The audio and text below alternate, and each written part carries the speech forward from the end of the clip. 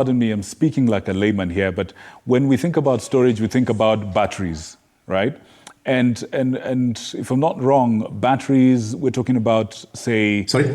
Can you hear me, Zeph? Zeph, Hello? can you hear me properly? Zeph? Yes. Excellent. Yeah. Yes. I was losing a bit. If we're talking about battery storage, we're talking about batteries. I mean, that's what I think the common layman knows about storage of power, of energy.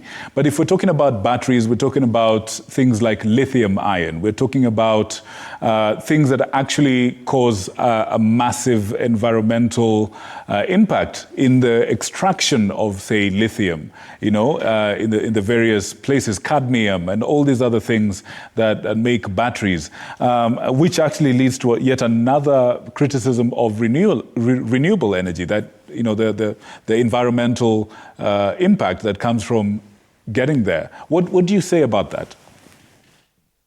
Yes, so storage can be in those two ways. There is the technology, which is the batteries that you're mentioning. That's improving quite a bit.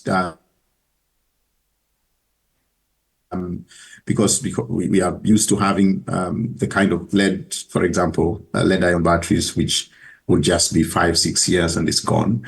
Technologies are improving now. And yes, there's been quite a bit of challenges around the extraction of the materials that are required for us to establish this kind of battery energy systems.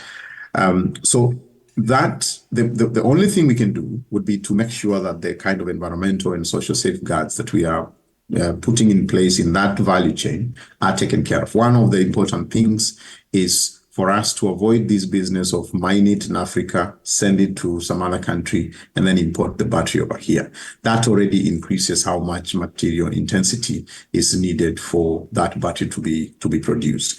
And that's one technology. There's also pumped storage, for example, where you can have, let's say, take the electricity coming from the Lake Turkana wind farm, pump water from downstream of the dam in Takwel, for example, return it to the dam and hold it there until you need it. So storage can be in the form of technology where it's actual electricity or energy stored in a battery, or you can store it in a dam. And that's just one way. It's not necessarily the only way that we recommend. The other way that we would recommend for storing or consuming this energy or keeping it would be to store it, to generate the kind of demand that you need.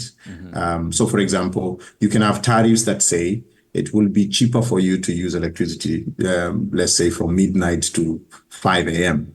Because, you know, during that time you have quite a bit of wind. Some of those would be incentives that allow for consumers to increase the consumption of renewable energy, and the overall mix will then end up being a lot more greener, which is why I was going towards the idea of saying, if you're going to increase renewable energy, then you have to make sure that it's getting consumed. Otherwise, when the consumers demand that electricity, the utility is going to avail it. And when there is no renewable energy available, they're going to switch on some of the power plants like Pevu down in Mombasa or Thika power plant, which are using fossil fuels. And that will be a lot more expensive in the long run.